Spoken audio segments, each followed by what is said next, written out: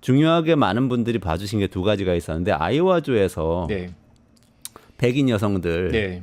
움직였다는 거하고 이 여성들이 화장실에서 남편하고 다르게 투표해라 이런 그렇죠. 캠페인 TV 광고도 벌이고 내고 눈짓을하면서 알고 계시죠?라는 그런 메시지를 줬죠. 네, 그래서 막판에 백인 여성들이 변화하면서 판세가 뒤집히는 나서 잠깐 그런 착각을 했어요. 네. 근데 그렇지 않았던 건가요? 실제로 한번 그 대선 출구조사 한번 결과 보시면요, 백인 여성들의 그 해리스 지지율이 지난 대선보다 올라간 건 사실입니다.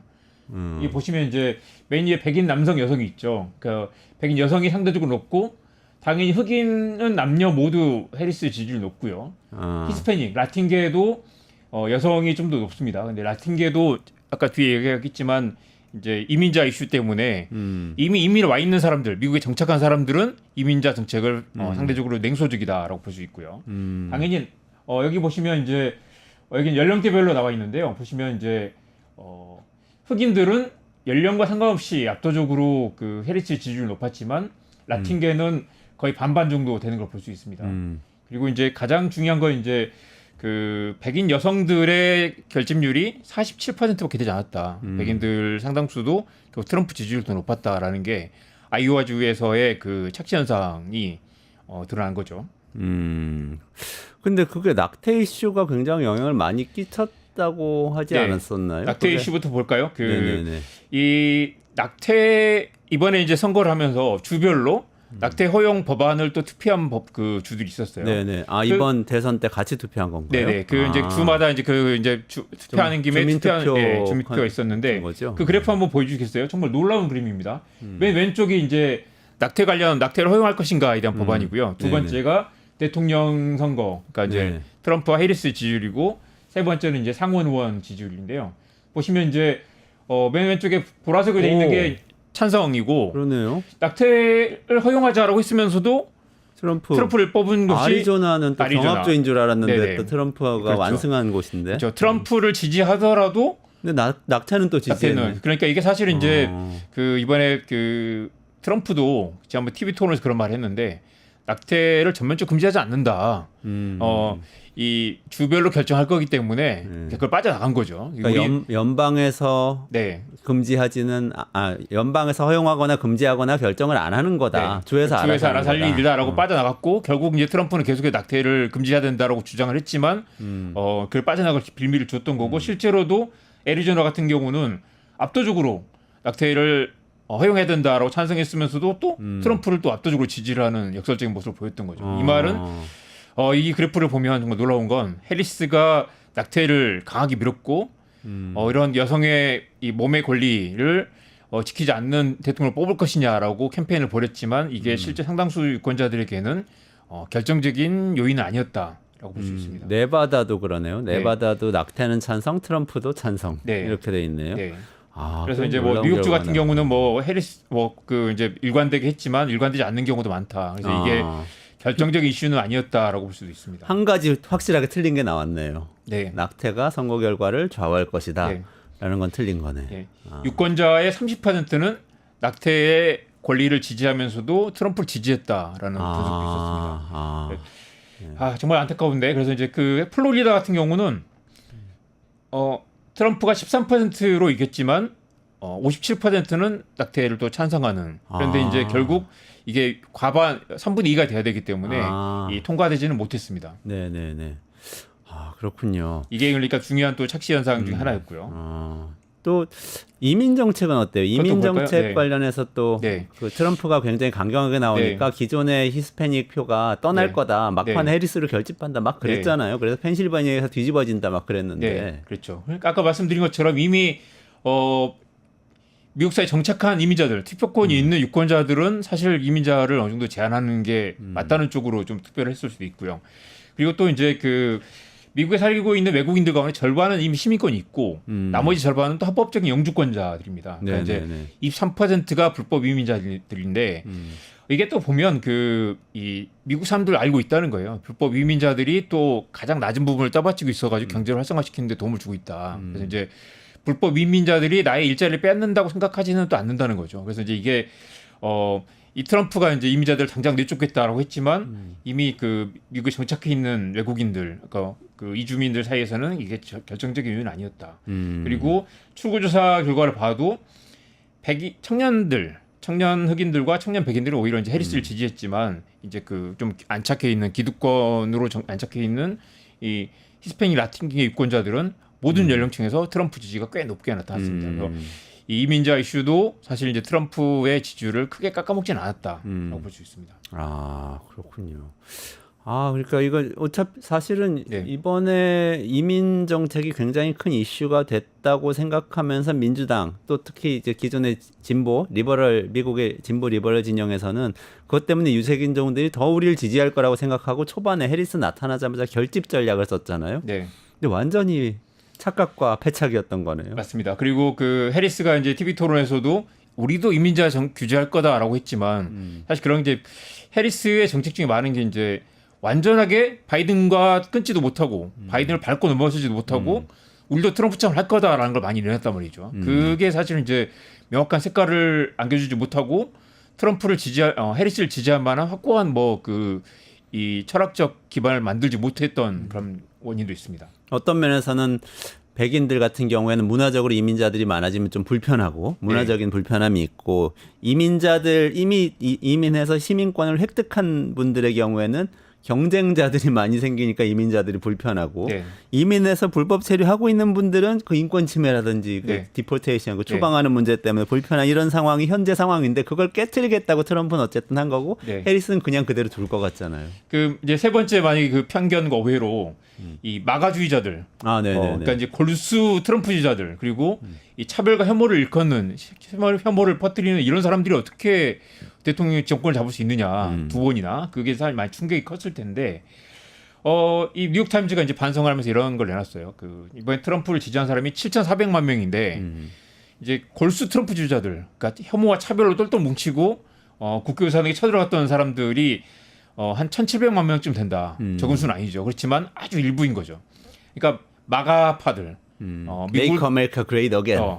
그 사람들이 1,700만 명쯤 된다고 하면 나머지 7,400만 명은 뭐냐? 이 사람들은 골수 혐오와 편견도 아닌데도 이 사람들은 이 사람들은 골수 구구주의자 아니면서도 트럼프 지지한 사람들이 꽤 있었다. 이 사람들 중에 인종차별이나 여성 혐오주의자가 없었던 건 아니겠지만 전부 다 그런 사람들은 아니란 거죠. 비교적 상식적이고 평범한 사람들 중에 절반 정도가 트럼프를 지지했다는 거니까 그걸 우리가 그 미국 사회가 간과했다는 이야기도 될 거고요. 그러니까 의사동 점거 사건에 충격을 먹은 사람들이 많지만 그리고 그런 일이 벌어지지 않기를 바라지만 상당수 많은 사람들은 계란, 우유, 가스 가격 같은 것들이 내 삶에 영향을 미친다. 그리고 그걸 트럼프가 더 잘할 거라고 봤다는 거죠. 그리고 뒤에 이야기하겠지만 가장 큰 이제 해리스를 돌아선 이유 중에 하나는 해리스는 결국 바이든이고 바이든 정부 시절에 인플레이션이 또 엄청나게 문제가 됐죠. 그러니까 이제 바이든 정부도 억울할 수도 있습니다. 그 코로나 때 돈을 많이 풀었고 그 돈 푼 게 인플레이션 올린 다음에 지금 내려가지 않는 상황인데 사람들이 트럼프 시절에 살기 좋았다라는 착각이 있는 거죠. 트럼프 3년은 코로나 전이었고 마지막 1년이 트럼프 코로나 팬데믹 때문에 엄청 살기 어렵고 그렇죠. 2020년 봉쇄도 있었는데 사람들은 그걸 기억하지 않고 바이든 때 힘들었다라는 걸 기억하고 있는 거죠. 트럼프 때는 살기 좋았지라고 생각하고 있는 거고요. 근데 또 한편으로는 그러니까 지금은 중도층이 경제 때문에 반바이든 감정이 생겼고 그래서 트럼프로 돌아섰는데 해리스는 그걸 뒤집지 못했다 이런 분석이잖아요. 그런데도 지금 정말 안타까운 건 지금 이제 막 이민자를 내쫓고 그다음에 뭐 관세를 높이고 하는 정책들이 지금 트럼프를 지지하는 저학력 백인 남성들의 직격타가 될 거라는 거죠. 결국 경제가 더 안 좋아질 거고 부자들 위한 경제가 될 거고 물가가 더 오를 거고 그 사람들 저소득 미국인들이 훨씬 더 힘들어질 텐데도 그런 이율 배반적인 선택을 했다고 볼 수 있습니다. 그러네요. 그런데 사실은 모든 정치 세력 그런 것 같아요. 우리나라에서도 이런 경우가 많은데 상대편 후보를 찍는 사람은 미쳤다고 생각하는 거예요. 아니 정상이 아닌 사람들이네. 의사당 전무하고 맞습니다. 이런 폭력배들이잖아. 이렇게 생각을만 하고 있는데 그러다가 항상 지죠. 이번에 그 위어드 전략이라는 게 있었죠. 저 사람들 이상하지 않아요라고 이제 이야기하면서 그게 엄청난 화제가 되고 트럼프 지지자들을 부끄럽게 만들었다라고 했지만 그 위어드 그 이상한 사람들이라고 평가받는 사람들이 마음에 칼을 품고 있다가 이제 해리스를 반대하는 투표를 했던 거죠. 그러네요. 그렇게 위어드에 열광하고 해도 그 숫자가 1,700만 명 안 됐을 수도 있어요. 마가주의자들이라는 거 1,700만 명. 그리고 트럼프는 일상적으로 정치에 관심이 적은 유권자들, 당신들 어려우시죠라는 것들을 계속 공략을 했는데 이 민주당의 엘리트주의, 우리는 우리는 민주주의와 인권과 그다음에 차별받는 사람들을 위한다라고 했지만 실제 그 차별받는 사람들이 역설적으로 트럼프를 지지하는 그런 이제 엘리트주의와 사실 대중 정서가 괴리되는 게 또 패착이었습니다. 그 세 번째는 중도층이 사실 돌아섰는데 골수 마가주의자들이 지지만 하고 있는 것으로 그렇게 착각했다. 세 번째의 실패네요.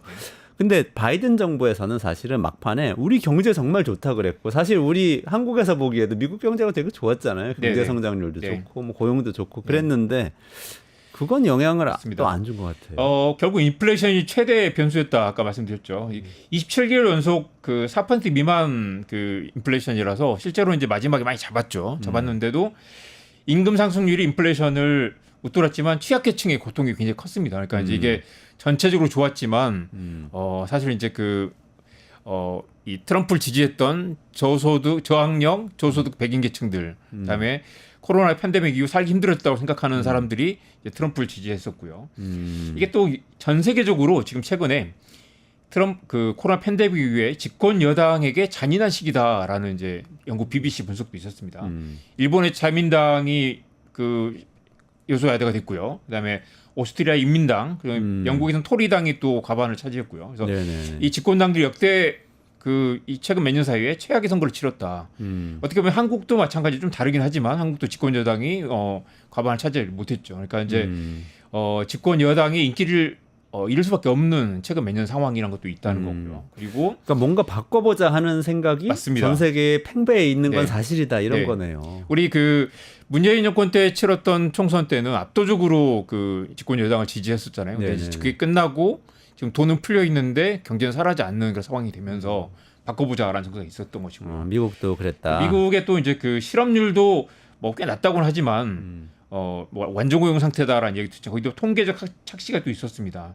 코로나 때보다 낮지만 이건 이제 저축률이고요. 이거는 임금 상승률인데 일단 빨간색이 인플레이션이 엄청 올랐다가 꺾여 있는 상태이지만 여전히 누적으로는 꽤 부담스러운 상황. 그리고 반년 이상 실업인 사람이 160만 명이나 되는데 작년과 비교하면 30만 명 이상 늘어난 상태라서 이걸 사실 이제 워싱턴에 있는 사람들, 민주당 지지자들, 고학력 백인들은 이걸 몰랐던 거죠. 그러니까 워싱턴 포스트 독자가 1,100만 명인데 그 1,100만 명은 아까 마가파가 1,700만 명이라고 했잖아요. 그 사람은 훨씬 적은 규모고 그러네요. 이쪽에 이쪽에 뉴욕타임즈 독자들 그 상당수 중간에 있던 평범한 백인, 평범한 친목한 다수를 제대로 민심을 읽지 못했던 거죠. 침묵하는 다수에게 중요한 것은 물가고 그리고 자기가 고용이 되느냐 안 되느냐 내 소득이 늘어나느냐 아니냐 뭐 이거였는데 그걸 사실 읽지 못하고 바이든 정부는 경제 좋다 계속 얘기했는데 실제로는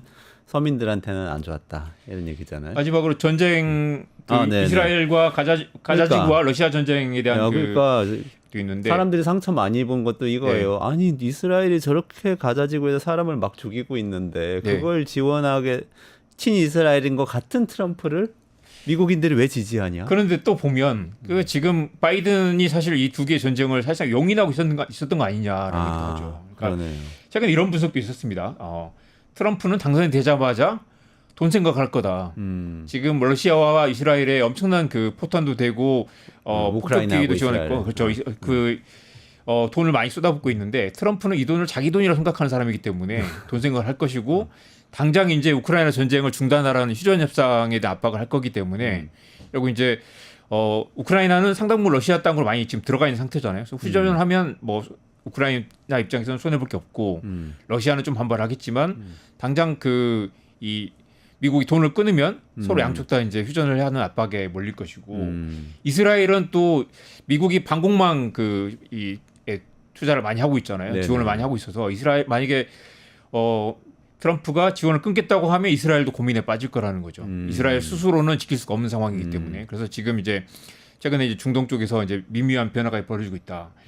이걸 가지고 이제 민주당 지지자들은 바이든을 비판하는 사람들이 있는데 이쪽에 공화당 진영에서는 그 분열이 없죠. 근데 전쟁을 놓고 민주당 지지자는 분열했고 공화당은 분열할 만한 이슈가 없었던 것이고요.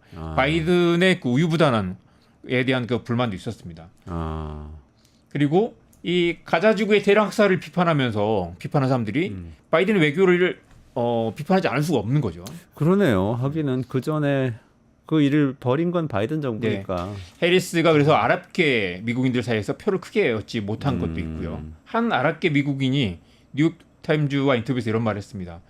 트럼프가 더 잘한다고 생각하지 않는다. 그렇지만 바이든은 지금 민주당은 가자지구의 비극을 막기 위해서 아무것도 하지 않았다라는 얘기를 한다는 거예요. 그 사람들의 분노, 좌절이 그렇다고 해서 뭐 트럼프를 열성적으로 지지하지 않겠지만 굳이 해리스를 지지할 이유를 찾지 못한다는 거죠. 그렇군요. 지금 5가지 이유를 쭉 말씀해 주셨어요. 네. 아주 뭐 일목요연하게 처절한 반성이 필요하다 이런 생각이 드는데요.